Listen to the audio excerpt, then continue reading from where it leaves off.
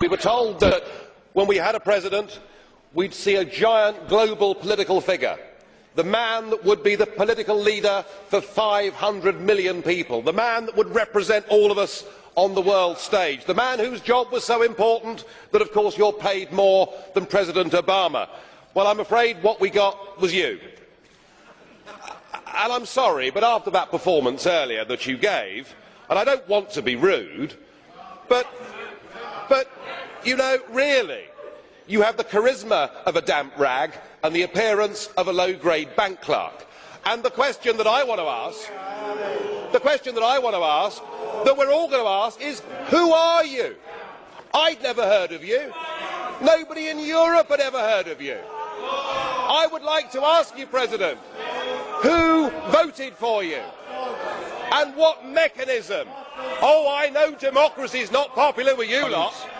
And what mechanism do the peoples of Europe have to remove you? Is this European democracy? Well, I sense, though, that you're competent and capable and dangerous, and I have no doubt that it's your intention to be the quiet assassin of European democracy and of the European nation states. You appear to have a loathing for the very concept of the existence of nation states. Perhaps that's because you come from Belgium, which of course is pretty much a non-country.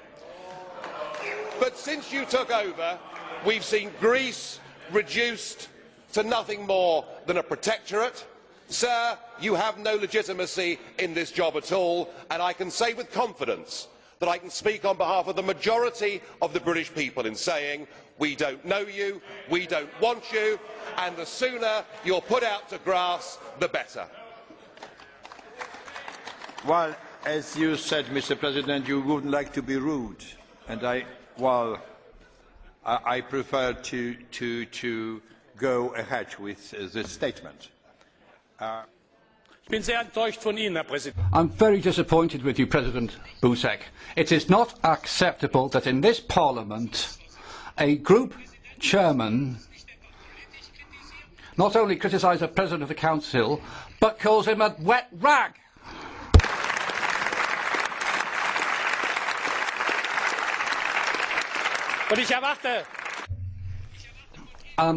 I expect you, President,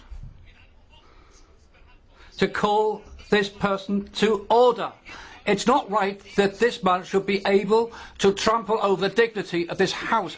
Joseph Dole. It's not just a case of getting or allowing the UK to leave the EU. It would be better for Mr Farage to resign if the European Union and the European Parliament are such bad things in his eyes. Thank you, President. Just as I have said to President Farage previously, 2 months ago, and today I repeat this, these type of addresses, which are character assassinations of individuals, are inadmissible in the European Parliament, and I spoke to Mr Farage about it and I drew his attention to it. Mr Schulz, I'd like to say that this is how I work and that's my way of going about it.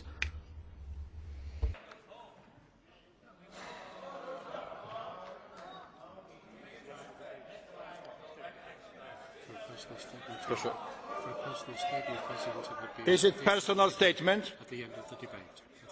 Bardzo proszę. The floor is yours.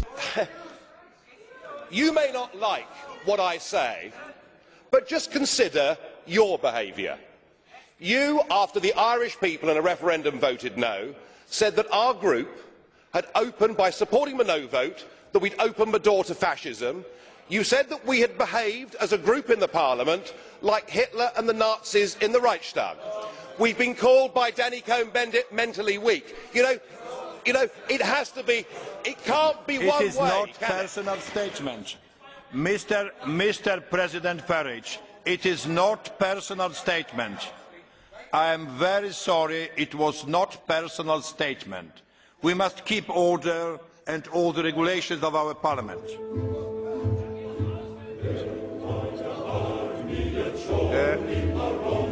The next